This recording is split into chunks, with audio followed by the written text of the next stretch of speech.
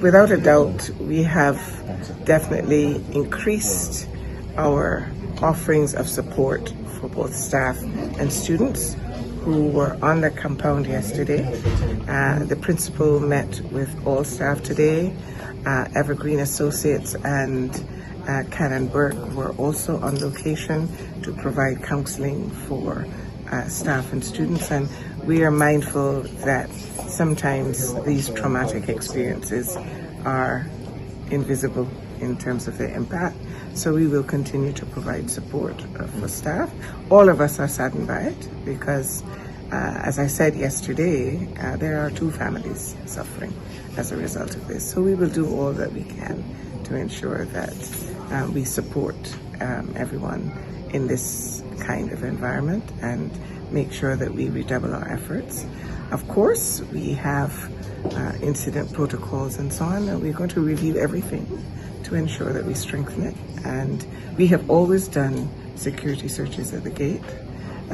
We are going to make sure that they are now done every day. They were always random because, students don't want to be searched as they come through, but we will continue. That's why I said yesterday as well that our efforts were ongoing and will continue to be. We have to be always looking at how we can improve and enhance the health and safety and the well-being of our staff and students. Okay. Obviously, this is an incident that it's not like this is a regular occurrence. This is something that is just a one-off incident.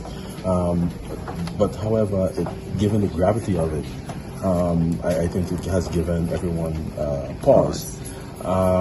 You mentioned that there's going to be maybe a review of pretty much all protocols, etc.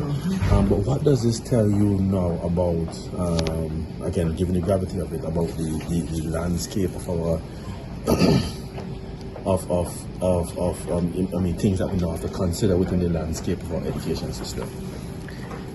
I think it is disingenuous if we do not acknowledge that there are multiple sectors of our society who are struggling. Mental health is overlooked. We have not traditionally, as a Caribbean culture, acknowledged people's feelings and emotions, and sometimes people are very, very quiet, but they have struggles.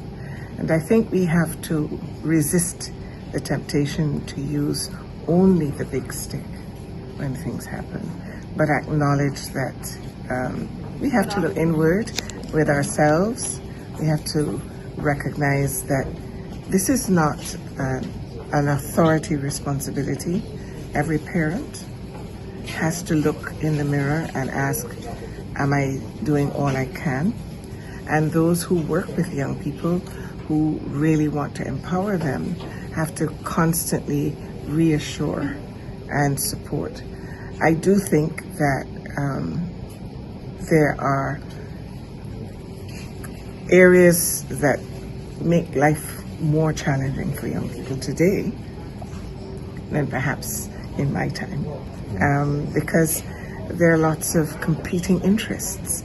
Some of them they understand, some they don't, and our approach really needs to be, how can we all fix this? We know that the temptation is to think it's somebody else's problem, but I think the time has come for us as Barbadians to take personal responsibility in our spaces and recognize that each of us can indeed do our part. This is not a silver bullet situation. It is complex and it is global.